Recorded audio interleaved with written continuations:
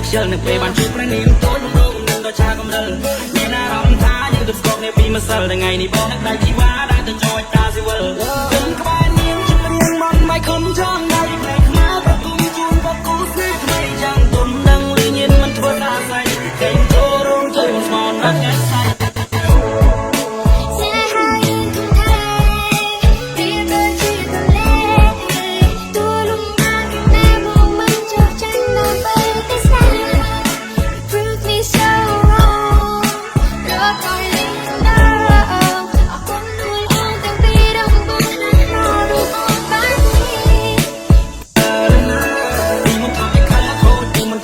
នៅពេលបានជួបព្រះនាងតូចរងនឹងដល់ឆាកំរិល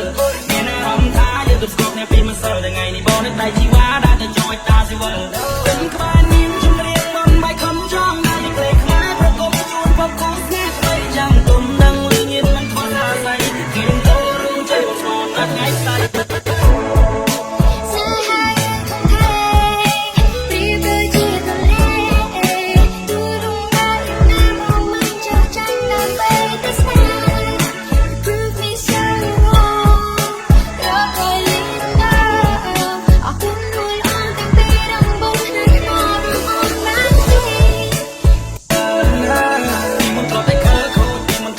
នៅពេលបានជួបព្រះនាងតូចរងនឹងដល់ឆាកំរិលមានអារម្មណ៍ថាយើងទៅស្គប់គ្នាពីម្សិលថ្ងៃនេះបងនឹកដៃជីវ៉ាដែលទៅចូលតាស៊ីវិលខ្ញុំក្បែរនាងជិះរៀងមកមិនខំចង់ដៃផ្លែខ្មែរប្រគំជួនបបគូស្នេហ៍ថ្មីយ៉ាងទុំដឹងលឺញៀនមិនធ្វើថាស្អីគេចូលរងចិត្តស្មោនណាស់ញ៉ាំស្អី